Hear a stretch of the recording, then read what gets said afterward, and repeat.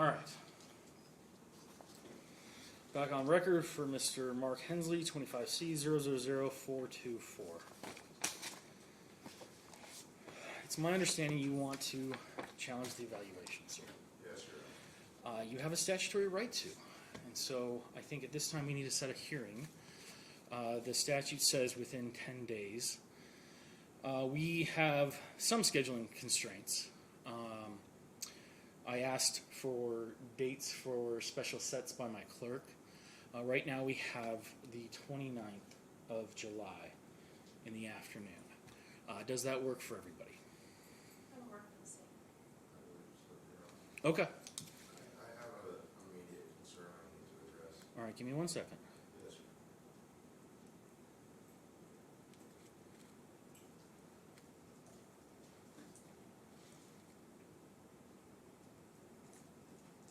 Now, before we get to that, and I will hear you, okay? I want to address the statute obviously says you get to examine. You don't have counsel. And so There isn't any standby counsel that the court can appoint? the court has exhausted its legal defenders. Mr. Really? Hensley. So the entire city has 3? The contractor with the city? Respect. Correct. Respect. So, what I was going to say, though, with respect to having the evaluator appear, the court did order the evaluation. The court paid for the evaluation. The court will notify the evaluator of the hearing and ask her to appear. However, the only way to compel attendance, in case she doesn't come for any reason, would be to subpoena her. Both parties have the opportunity to subpoena her if they want. So she can just choose not to show up? She could. If she gives the court any indication that she will not appear, I will let both parties know. I will share that information with both parties equally. Is she considered an officer of the court? No. Okay. But she does have an intimate professional relationship with this court.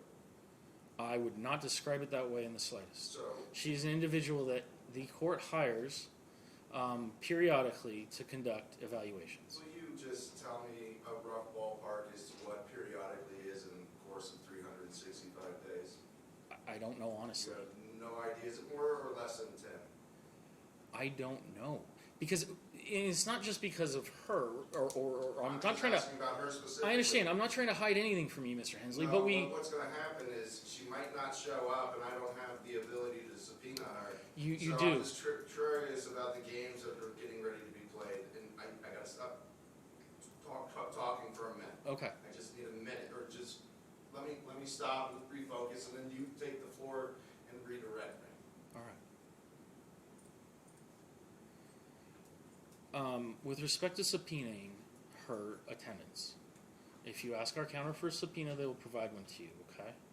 You can fill out the caption for this case. You can put down the court or the date. They'll tell you the date if you've forgotten the date, July 29th, okay, 2 p.m. And she can be subpoenaed. You would have to have that served, though, okay?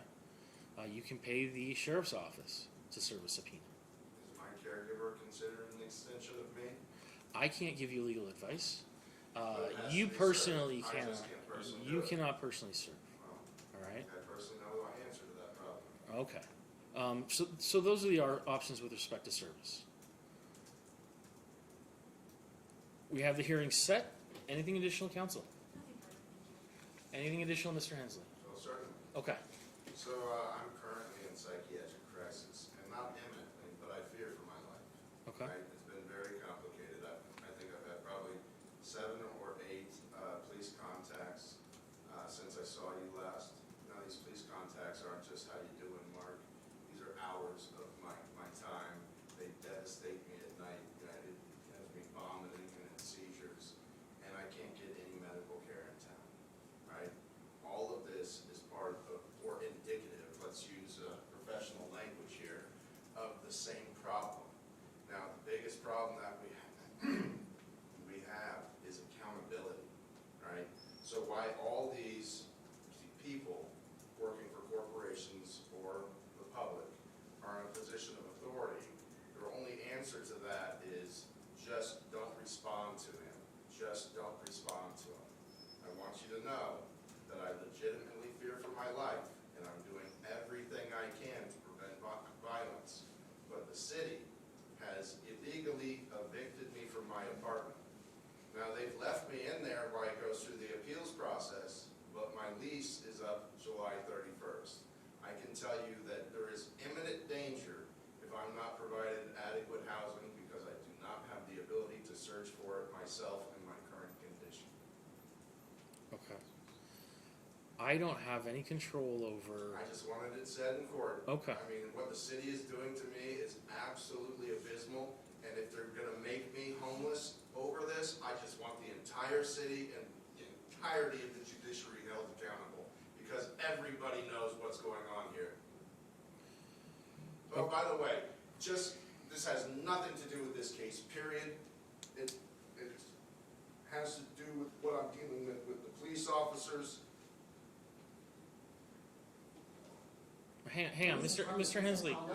Nothing to do with this case. Hensley, a disabled individual. Mr. Hensley, please turn that off. Sparks Police Department, particularly with Timos team and other officers. Mr. Hensley. I need help. To lack of communication and no return calls regarding his concerns. Please Sparks is turn this seeking to off. Speak with a high-ranking official, preferably the chief of police or their Sir, secretary, I'm asking to address serious concerns about police misconduct and the impact on his health. Well, Here's my concern. You just told me this has no bearing on this case, and No, and I fear for my life. okay. And you had no ear for me, sir. Now, if we're done, I'd like to get up and leave because I'm gonna be inappropriate. I believe the 29th is when I need to be back. I'm not gonna be able to, I need to leave or recess, Your Honor. I've listened to you, sir. This hearing is concluded. Thank you, Your Honor.